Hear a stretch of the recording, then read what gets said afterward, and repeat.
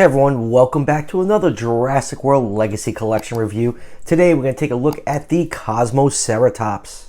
The Legacy Collection, always bringing us our favorite dinosaurs from the original trilogy. And I know the Kosmoceratops has been a huge fan favorite ever since it showed up in the first movie. And we've been waiting for a figure like this for a very long time. And I can't wait to reenact all my favorite scenes with this dinosaur. That is one big pile of shit. So, jokes aside, why the hell is this thing in the Legacy Collection? I thought this set was reserved for, the original trilogy dinosaurs. Yes, I know Mattel snuck in some Jurassic World stuff, like the Apatosaurus. But yeah, this is a really head-scratcher that this random ceratopsian species is now part of the Legacy Collection. Was it something left over that was supposed to come out in the Fierce Force packs? Like, there was no other legacy dinosaur they could have thrown in this three-figure set. So yeah, really perplexing. And I have to say, I have not been impressed with the fierce, what the hell they call the ferocious pack set of figures. Just the paint apps have been atrocious, and this figure is no different.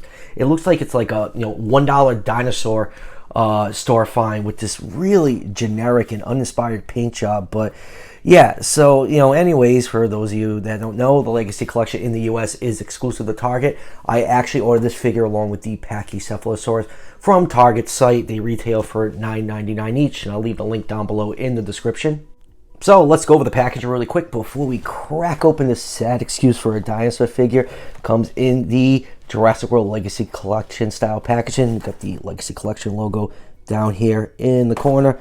Big old picture of Rexy in the back. We got a nice sunset background. Turning around, we have a picture of how the head strike in action works on this Kosmoceratops. Picture over here of how that new DNA scan code works. And down here are the other figures available in this wave. Like I said, I picked up the Pachycephalosaurus. Nowhere on this God's green earth am I picking up this friggin' raptor. I hate that mold with an undying passion. I think it's one of the worst action features in the entire line. And from the pictures I've seen, the paint job looks horrible. I will just wait for the inevitable Hammond Collection Lost World Velociraptor to come out. I am not wasting my money on that hunk of junk. Yes, I have some strong feelings, everybody. I do. So anyways, let's crack this figure open and take a closer look. So let's start with this 360-degree view of this sad excuse of a figure. Oh man, that paint job is just atrocious. Like I said, it looks like a dollar store dinosaur find, just completely uninspired. It definitely ranks up there with one of the worst paint jobs I've seen on a Mattel figure. It's just green with more green, and you have that ugly white paint on the sides of the frill. They cover the horns, and they did this crap with the one of the raw attack Triceratops. It just looks absolutely terrible. Like, just fine-tune your painting process. Just paint the horns white. It'll look much better than all that white spilling over into the frill. The horns are green just like the rest of the figure. You have a little bit of red at the base of the horns, ooh, and a little bit more red paint on the frill, and it's just an ugly figure. But I will say, from an accuracy standpoint, that is a pretty good looking Kosmoceratops head sculpt. That's probably the best thing going for this figure. Yeah, the whole figure is chock full of nice scale detail and stuff, but it's just like hidden from just the awful execution of those paint apps. And everyone's probably thinking, oh Greg, whoa, why are you dogging this figure so much if you didn't want it? Well, I like getting new species for my Jurassic collection, so I have to pick them up even though they look like a pile of garbage. And now for some quick measurements. This figure is 7 inches long from the tip of the tail to the tip of the snout, and just under 3.5 inches tall to the top of the frill. So Kosmoceratops was not a large ceratopsian. It was around 15 feet long. So I'll put this figure in the 1/24 scale range. And let's zoom in and take a look at some of the finer details, starting with this really plain looking head. Just like the lack of paint apps just make this figure look so cheap and bland. Yeah, I know it's a $9.99 figure, but put a little effort into it, Mattel. Come on, seriously, because I like the species, and it's just, these paint apps just really kill this thing. But anyways, let's try to focus on the positive. I'll try to be a little bit more positive. The scale detail is really nice. The sculpt work is also really good. You got the nostrils right here, you got the beak, but it just all just runs into itself because it's just green, green, green. You have a tiny splash of red paint on the bump on the nose. You can see the short nose horn, a little bit of red at the base of the horns, but same thing, the green, just that green. It's just killing this figure. In the eye, it's just a black pupil dot, and that is really it. And then looking at it from the front, let's take a look at the frill. Yes, this is a very accurate looking Kosmoceratops head with the horns pointed to the side, the horns on top of the frill all combed over like it's going on a hot date. So yeah, that looks nice, but just the way the paint apps is just all this white along the side just looks absolutely atrocious. Oh, and cool, you got a couple white lines right here for the fenestra. Yay. God, I hate myself. You do have some nice detail on the back of the frill going down through the body. You do have all these like large scales all over the place. Really, really neat, but like it's just, like I said, it's just all hidden under all that godforsaken green. You have some lighter green stripings along the back, and you have another large row of these large scales that almost look like spikes, which probably isn't accurate, but I think it's a cool artistic touch. And I might actually just paint this thing over and like pick out all these details and see how much better this mold can look. I'll probably just end up picking up another one at some point, going down to the hand claws. Still more large scale detail. Just all around really nice. Toe claws not painted in. Hind feet toe claws also not painted in. Here it is from the top, and let's do this right now.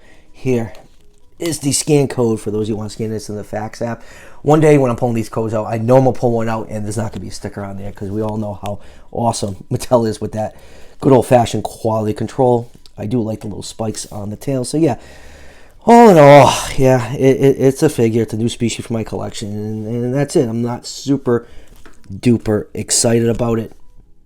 Now for articulation, the figure really doesn't have much. The front legs are on a hinge so they can swing out for whatever reason. The front legs move forwards, backwards. Same thing with the hind legs, forwards and backwards. You do have that little locking point to keep them in that neutral position. And then as for the action feature, all you need to do is push down on the tail, and it can just bob its little cute little head up and down. You can yeet your own figures for weeks with that action feature. So that will cover it. Let's move on to comparisons.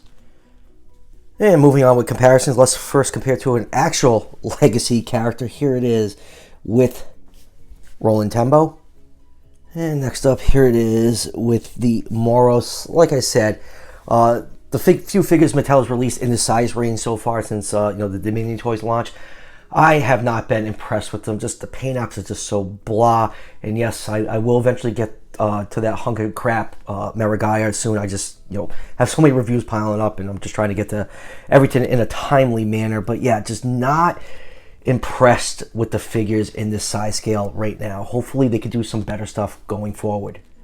And let's do some Hammond collection stuff. Here is the Baryonyx, and let's get the Velociraptor also out here. Let me repose him a little bit. He was riding a bike last night, so he's a little bit sore. So yeah, really love what the Hammond collection is doing, and I really think if they really give us a lot of species, it's really going to limit, I just used the word really a lot just now, sorry about that, it's going to limit how many figures I buy from the main line, because this line is just far superior to everything they've done so far. And next up, let's compare it to one of the Atrociraptors. I think this one is like Mitch, Bill, I don't know, I really don't care what the names are on these guys.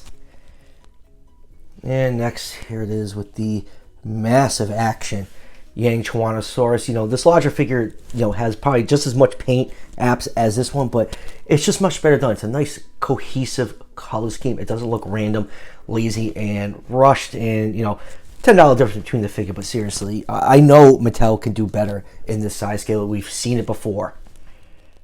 And let's compare it to another Kosmoceratops figure. This is from the amazing Beast of the Mesozoic line. Seriously, if you're not familiar with this line, it's highly articulated, scientifically accurate dinosaur figures, and they are absolutely amazing. Yes, this is a $50 figure, so the cost is going to blow the doors off this one.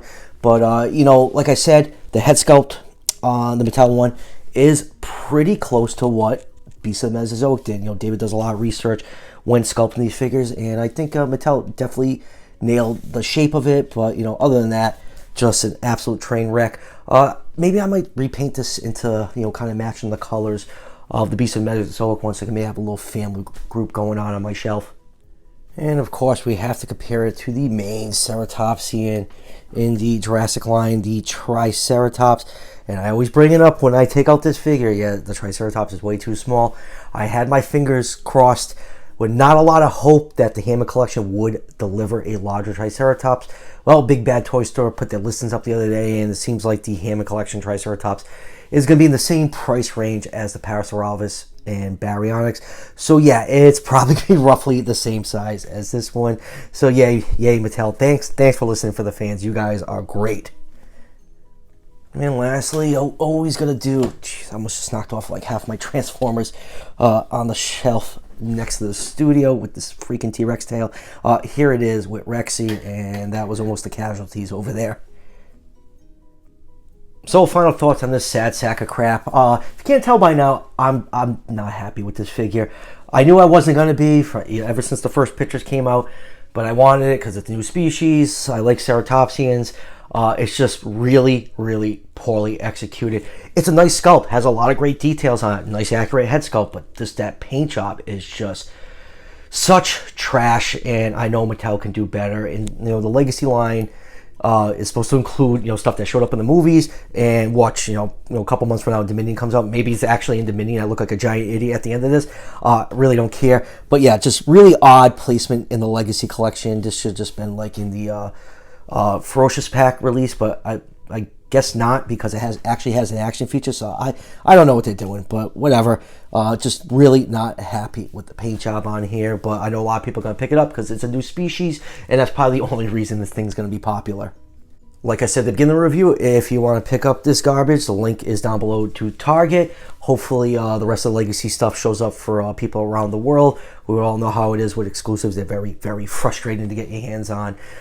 So that will do it for the review. Like I say, at the end of all these things, still have a ton more Jurassic World stuff I need to get to, so stay tuned for all those. And as always, if you're enjoying the content on this channel, show your support by hitting that subscription button just below the video.